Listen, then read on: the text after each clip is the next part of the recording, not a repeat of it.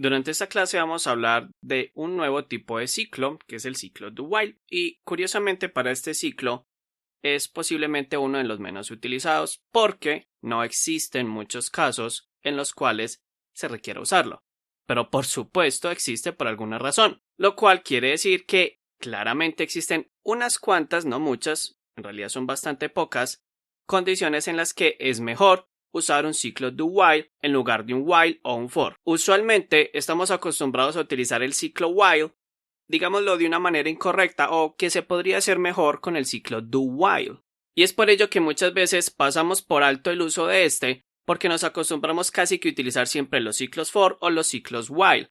Y en realidad eso está bien, sin embargo, siempre es bueno tenerlo en cuenta porque hay unas muy contadas ocasiones en las que va a ser casi que obligatorio implementar una funcionalidad utilizando el do while.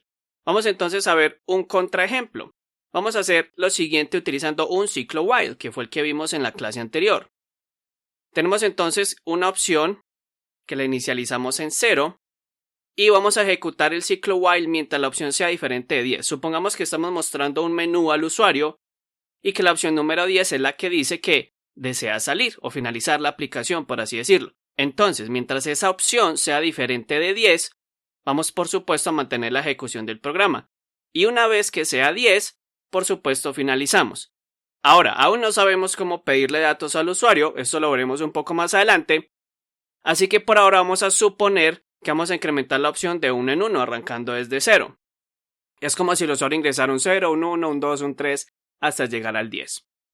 Si ejecutamos, como se puede ver aquí, vemos entonces que el usuario comenzó con la opción 1, la opción 2, la opción 3, etcétera, etcétera, etcétera. Vemos que se empieza desde 1 y no desde 0, porque primero se incrementa y luego se muestra la opción que se eligió.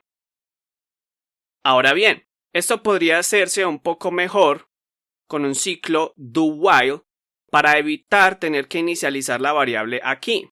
De ese modo, solo tendríamos que declararla y no asignarle un valor de inmediato. Usualmente una de las señales que nos dicen cuándo utilizar un do while en lugar de un while es cuando tenemos que inicializar la variable, que es diferente a declararla, con un valor predeterminado, por ejemplo un 0 o algunos utilizan un -1, etc.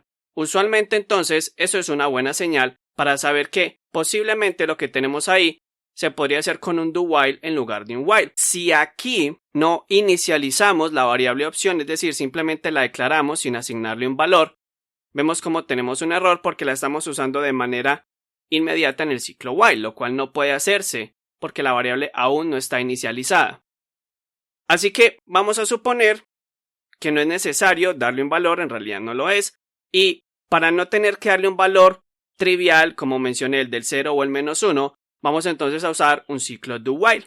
El ciclo do while tiene la siguiente estructura. Iniciamos con la sentencia do, todo lo que haya dentro del do se ejecuta sin necesidad de haber evaluado la condición y luego viene la condición dentro del while. En este caso la condición sería que opción sea diferente de 10. Ahora, el problema que tenemos aquí es que estamos intentando usar el valor de la opción sin haberlo inicializado por tener el más, así que vamos a asignarle un valor cualquiera, por ejemplo un 10, que es el que finalmente termina la condición. Veamos qué pasa si ejecutamos. Tenemos entonces elija una opción, supongamos que el usuario ingresa a la opción 10 porque aquí le asignamos un valor de 10 y finaliza el programa. Vemos entonces cómo este segmento de acá se ejecutó por lo menos una vez antes de que se evaluara la condición. Anteriormente, si hubiésemos inicializado opción directamente acá con un 10, nunca habría entrado a la parte del while, si estuviéramos usando un while por supuesto, y esto nunca se habría ejecutado. Y si quisiéramos que se ejecutara al menos una vez, entonces habríamos tenido que repetir este pedazo de código al comienzo y luego ponerlo al interior del while, lo cual por supuesto no es práctico porque estaríamos repitiendo código de manera innecesaria. Vemos entonces cómo el ciclo do while nos permite ejecutar por lo menos una vez las sentencias de código que hay al interior, a diferencia de lo que sucede con el ciclo while, que inmediatamente evalúa la condición y de no cumplirse simplemente no se ejecuta. Aquí la condición se evalúa después de haber ejecutado al menos por primera vez las sentencias de código al interior del ciclo. Una vez que comprendemos entonces la utilidad del ciclo do-while en comparación especialmente con el ciclo while, podemos continuar en la siguiente clase.